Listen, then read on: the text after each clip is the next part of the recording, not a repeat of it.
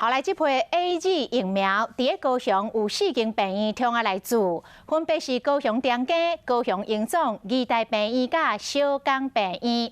按照这个中央排定的顺序，第一批先做的是第一线的医护人员，第二批是县市首长甲官员。义大病院院长杜元坤早起一透早就带头先来做。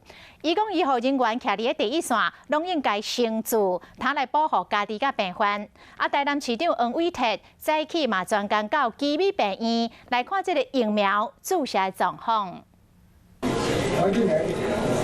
像比起来注射，这些是 AZ 疫苗。全台湾 AZ 疫苗开始做，高雄义大病院院长杜元坤带头做疫苗。我们会鼓励第一线的人，因为像我们都要看门诊啊，开刀一定要打。我觉得这个是对自己负责，更是对病人负责。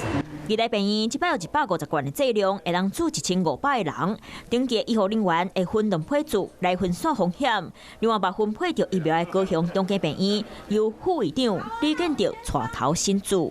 大致上很吻合，我们的愿意施种的意愿率大致在5成到6成之间。高雄市卫生局副局长林明桥会再来到中间做疫苗。高雄这摆会当做疫苗的病院，除了高雄中间义大病院，还有高雄荣总和小港病院。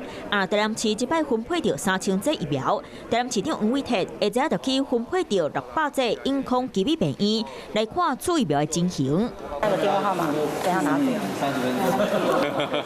其他会当做的疫苗，还有安南病院、新台病院、卫福部台南病院。针对这摆头一批疫苗，有的民众也无啥有信心。它还蛮有危险，对我们的疫苗应该有信心啊。嘛是有人真有信心，准备去做。不过，若是做疫苗过了后，14天内出现歹喘气、胸口痛、腹肚痛、目睭看无啥会清楚，就要赶紧去病院。